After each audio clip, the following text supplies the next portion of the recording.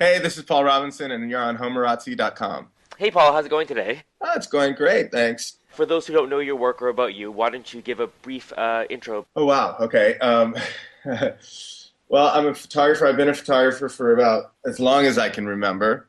And I started out shooting fashion in Paris and came back to LA and continued shooting fashion, celebrity portraits, and magazines, and things like that. And then I started having exhibitions in about 1995 and have really been doing that ever since. And actually, do much more of that now than I do shoot commercially. I don't really shoot commercially very much anymore. I basically just come up with ideas for a series and then show them around the world. What's usually your inspiration? It usually revolves something around being in Paris, oddly enough. I mean, I like every time, except for this last series, every time I've come up with I guess the last three series, I was in Paris. So I think Paris really inspires me. So in your bio it says that you're self-taught. So what prompted you to pick up a camera for the first time? In high school, I needed an elective, and I was like, I really want to take pictures, so I'm gonna see if I can get in this class. And then the second I started taking it, it was over. But So that's just basically it. I never after high school, I never took any photo classes or anything like that. I went to UCLA. I was a history major, but I was shooting pictures the whole time through college and everything, so I've never really stopped. so when you were at UCLA, what did you want to become as like your career? I wanted to be a photographer. I knew that, Okay. but I wanted to go to college. I wanted to get an education in something other than what I knew I was going to do. And my parents, of course, made made me go. But No, I know the feeling. it was the best thing ever. I mean, I wouldn't trade it for the world. It was just the best school, and it was so much fun and everything. So yeah. So now I'm just sitting here trying to get ready for this new exhibition. Right, which is debuting in New York on May 20th at the Open House Gallery, right? Right. Well, it's not debuting there because I've already shown it. Okay. I showed it in Hong Kong in this past February, and then I had it in LA in March. So New York is the third stop. Do you have any plans of taking it elsewhere after New York? Or? Yes. So people who are in New York, and what can they expect to see? This is my new series. It's called Transparent, and actually, it is my favorite stuff that I've ever done. And it's sort of a hybrid between painting and photography, I would say. It's all photographs, but the process is I do them on transparencies, and when they're wet, I manipulate them with my hands. So like I smear them or cut them into pieces or whatever. So the final product ends up being very sort of painterly.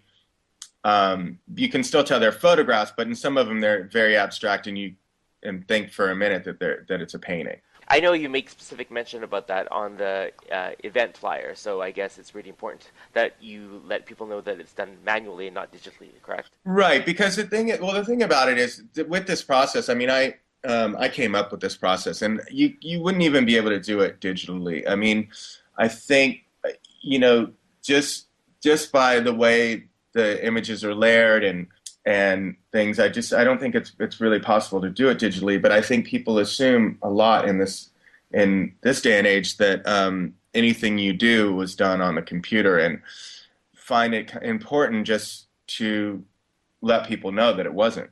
So I've seen two pieces from the work. One was Jenny in the Park, and one was, I think, called A Light. Right. Yes. What was your thought process in creating these two pieces? The a light piece, I was trying to the image itself, like the original layer of the person. That's actually Jason Priestley. Oh, I saw that you photographed him before in your portfolio. Yeah, that's that image. That's him in that photograph, and he.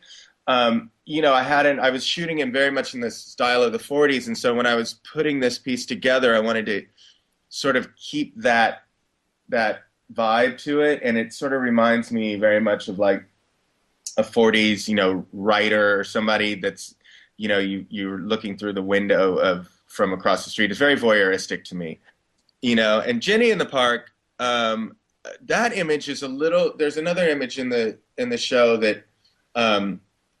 Was a little more thought out than Jenny in the Park. Jenny in the Park, I had those two images that I really liked, and I thought that they would look great together. So was just kept playing with it till I got it the way I want. And that's actually Jennifer Tilly. Oh, I can't make that out, but I'll take your Yeah, word for no, it's a silhouette, so you're not gonna.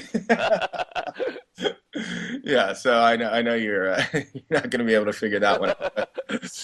Earlier, you mentioned that you've been showing your work for about 15 years now or so, and travel all around the world, showing it in various cities. What is it about your work that you think appeals to people across the globe? I think one thing that appeals to them is that before I have a show in any city, any particular city, I usually will go to that city beforehand and shoot some images there to incorporate into the show, That's a so great that idea. so that when I have a show in Hong Kong, there's pieces that are from Hong Kong there, and people you know can identify with that. So, like for instance, in Hong Kong, what pictures did you take in Hong Kong?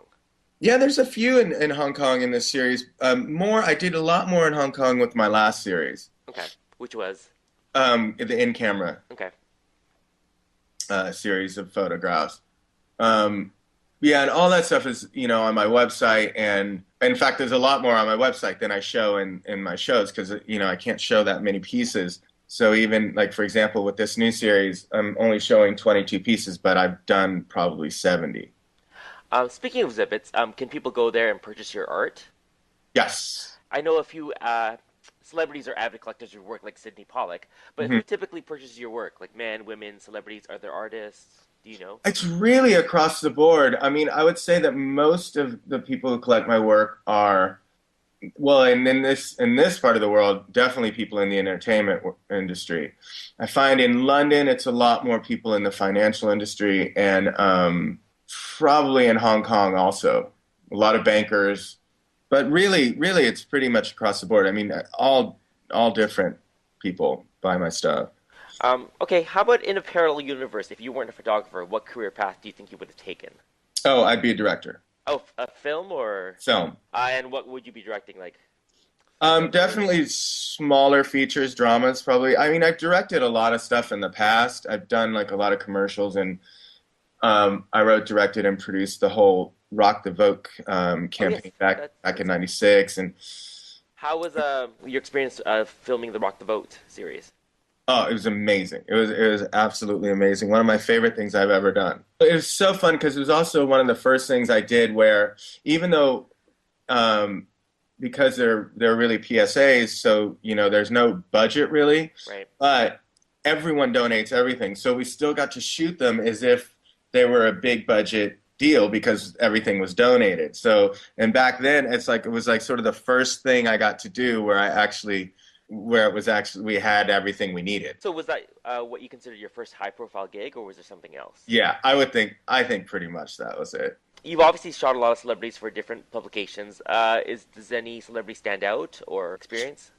Well, yeah, I mean, I have to say, like, Jennifer Tilly, she's one of my closest friends. I've shot her so many hundreds of times. I don't even know how many times.